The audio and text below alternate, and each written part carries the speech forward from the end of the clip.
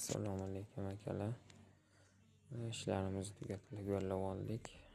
Xohlasa choklarimizga epoxi fugadan qilindi.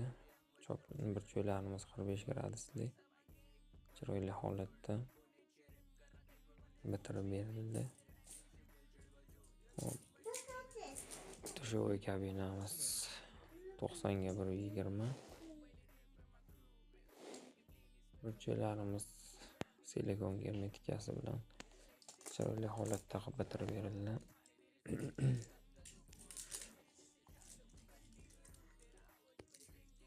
Mana ko'rib baho berasizlar o'zlaring.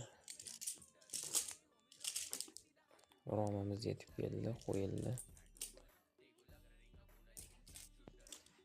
Eshiklarimiz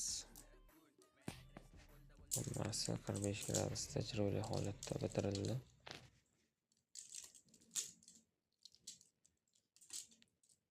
Mehnatimizga baho beraverasizlar kommentariyada.